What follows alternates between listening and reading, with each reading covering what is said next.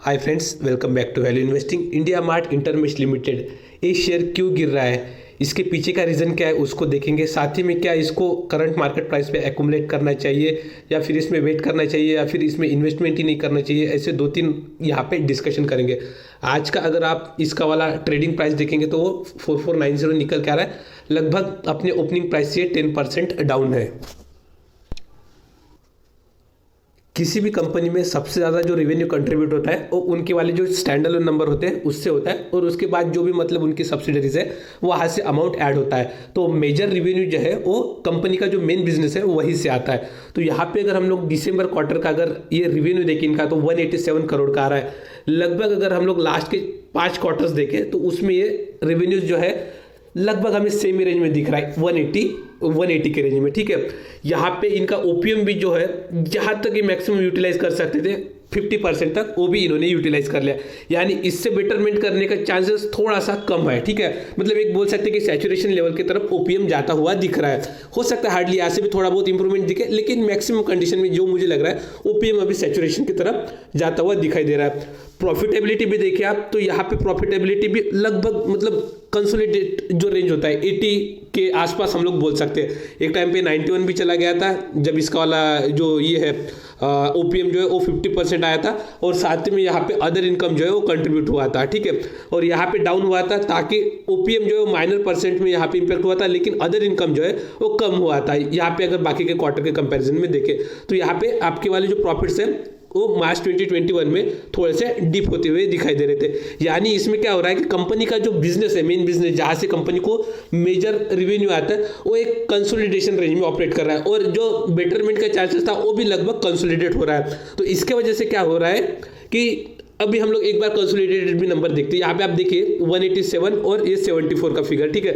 ये भी 85-91 का। अभी हम लोग अगर इसको कंसोलिडेट पे क्लिक करते हैं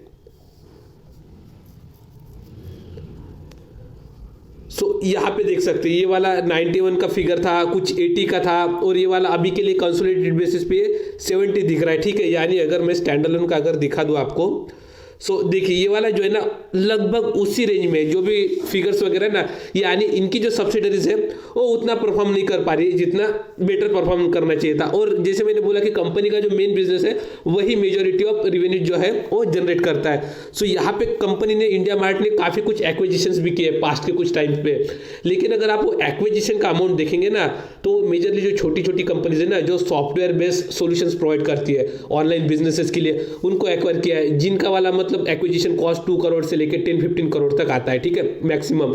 तो ऐसे छोटे छोटे बिजनेसेस को एक्वायर किया है जिससे कि एकदम मेजोरिटी में जो रेवेन्यूज है वो कंट्रीब्यूट नहीं हो पाएगा, और वो कंट्रीब्यूट स्लाइट अमाउंट में बढ़ेगा तो भी उसके लिए टाइम लगेगा। जो इंडिया मार्ट की तरफ से एक्सपेक्टेशन रखा गया था, जिस टाइप की ग्रोथ एक्सपेक्टेड चाहिए थी उस टाइप की ग्रोथ यहाँ पे विजिबल नहीं हो रही, इसकी वजह से यहाँ पे करेक्शन दिख रहा है। अभी ऐसा क्यों हो रहा है, मैं आपको यहाँ पे जो ईयरली रिजल्ट है, अभी मैं जानबूझ के स्टैंड अलोन नंबर रिव्यू कर रहा हूँ।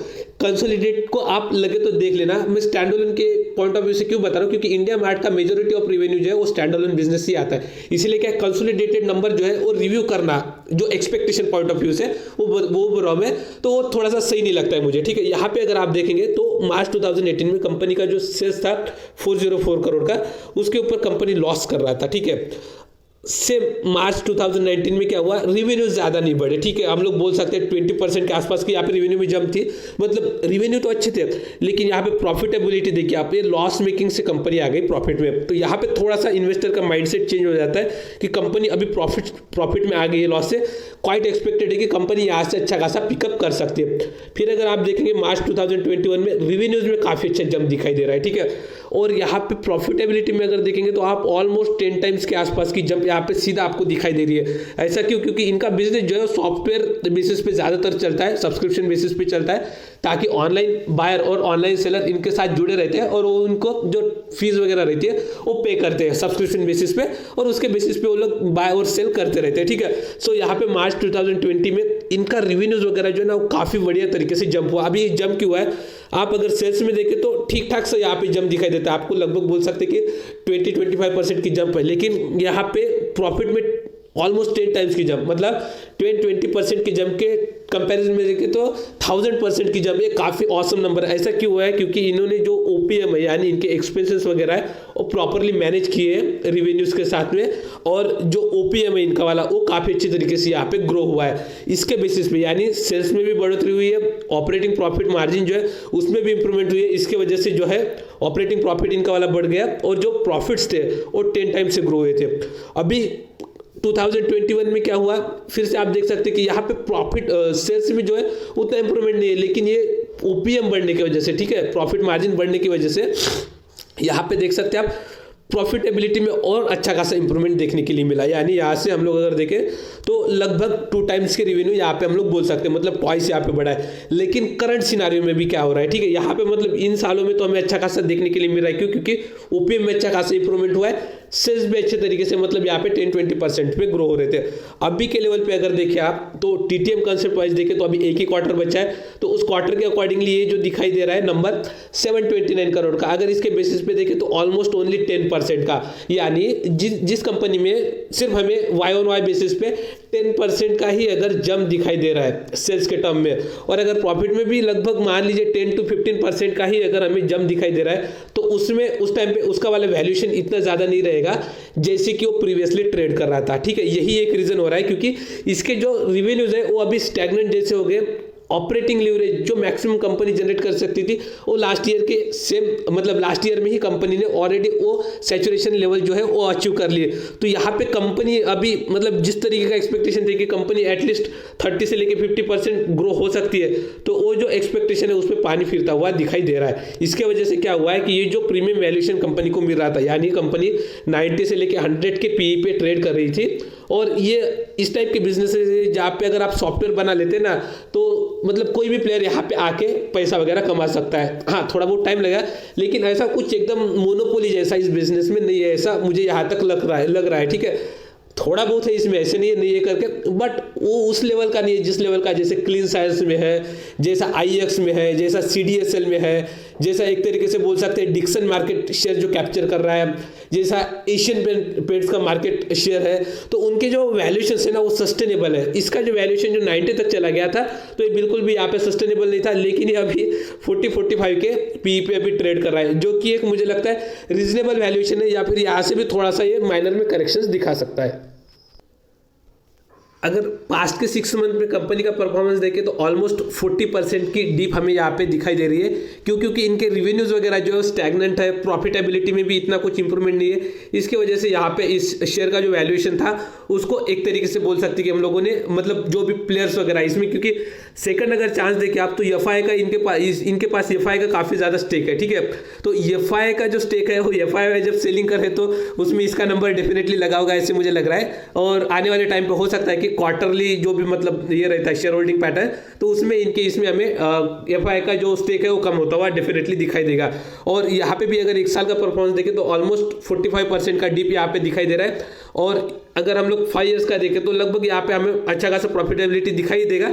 लेकिन एक तरीके से देखा जाए तो मतलब जिस टाइप का परफॉर्मेंस एक्सपेक्टेड था ये पास्ट परफॉर्मेंस के बेसिस पे, तो कंपनी सेटिस्फाई नहीं कर पाई है। ठीक है, अभी के लिए यहाँ पे अगर इनका वाला सपोर्ट देखें तो एक 4001 मिनट, तो अभी के लिए इनका वाला जो सपोर्ट है ये लगभग हम लोग बोल सकते हैं साइकोलॉजिकल सपोर्ट ही रहेगा 4000 के आसपास का। ठीक है, उसके नीचे यहाँ पे जाना मुश्किल है, लेकिन अगर जाता है तो फिर यहाँ पे एक हम लोग ह्यूज करेक्शन बोल सकते हैं। अभी अगर हम लोग पी मल्टीपल के अकॉर्डिंगली देखें तो इसका वाला पी 46 का हो रहा है। 40 के पी तक मुझे लग रहा है ये वाला स्टेबल हो जाना चाहिए। 40 के पी के अकॉर्डिंगली आप लेवल्स निकाल सकते हैं।